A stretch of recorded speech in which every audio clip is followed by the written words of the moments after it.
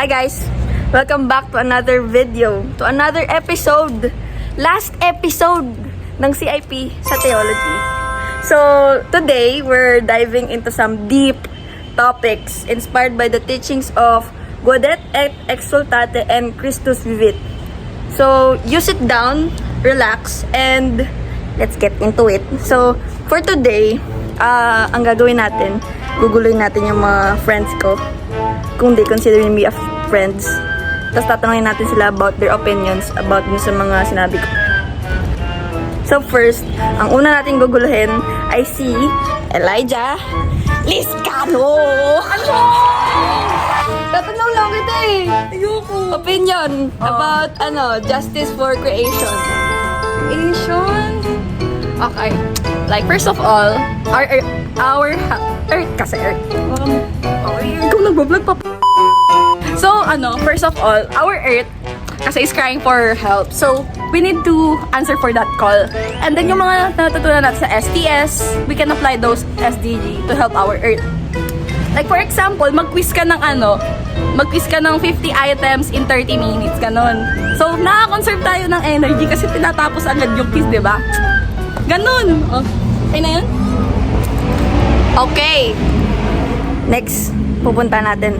Wait ka lang. Next, guys. Ang aking bestie. Christy Rehis. La, I'm gonna ask you lang eh. O ano nga? I'm gonna ask you, anong opinion mo about justice for the poor? For the poor? Katulad ng mga nasa... Katulad ng mga nasa, di ba, yung mga nasa gilid lang ng mga sidewalk na natutulog, kawawa naman yung mga bata.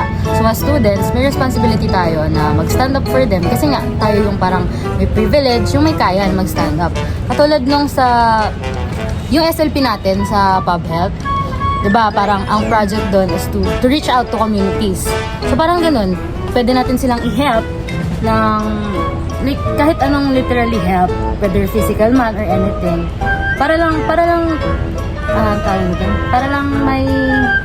may ma-help tayo, like literally. Kasi nga, tayo yung may privilege to do those things. Kesa yung sa kanila na, alam mo na, less fortunate than everything. Yun lang yun. Okay. Thank you. Okay, next, we have a special guest.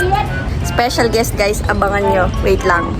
So guys, for our special guest, i-feature natin sa video to ang Tomasian Peace Ambassador, my friend Minzeus Templanza. Busy ka ba? Hindi naman, di ba? Okay lang yan, wag na. Hello. Tatanungin lang kita, saglit lang to. What's your opinion about justice? Wait lang guys, nakalimutan ko. Pogi ba ako dyan? Ano? Pogi ba ako? Pogi ka naman palagi. So what's your opinion about justice in society? Justice in society. Ano ba yung society? Society, madaming tao. Pag madaming tao, diverse yung opinion ng mga tao.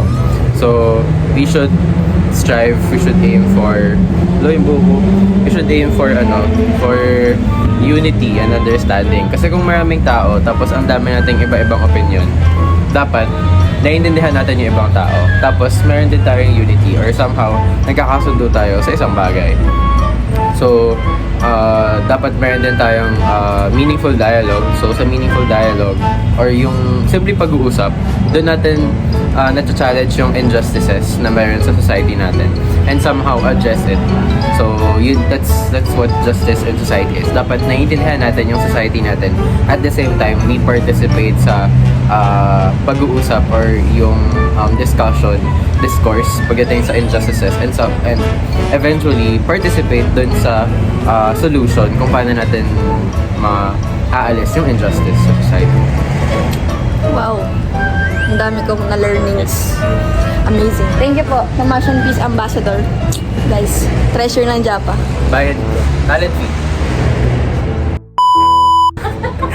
So guys, after hearing their thoughts about these different factors ng mga theological readings, tatanungin naman ko ang aking twin. Where have you been? last na. You reflect. What reflect? You reflect about, What? pinag-aralan na sa Teo.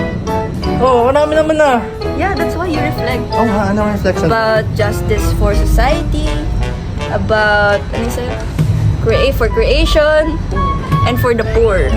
Yan. Oh, you reflect about, on all those of those? topics. Yeah. What can you say? What are your thoughts? Anong pumapasok sa iyong isip? Okay, fine. Reflection. Okay. If we're gonna talk about reflection, I would say that everyone in our life right now has their own mission, specifically from what they answered earlier about justice, poverty, and all whatnot.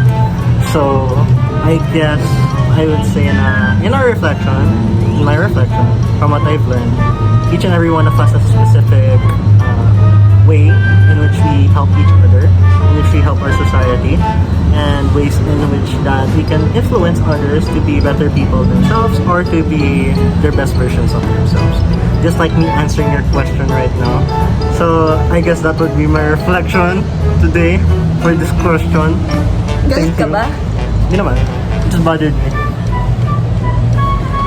Thank you. Yeah, that's right. So, ayun na nga. After hearing those thoughts, sana ay marami kayong natutunan, marami kayong naiisip, and remember, we each have the power to create change and make a difference in the world, okay? Okay. Amen? Amen! Amen! Nakalimutan ko mag-outro. Bye!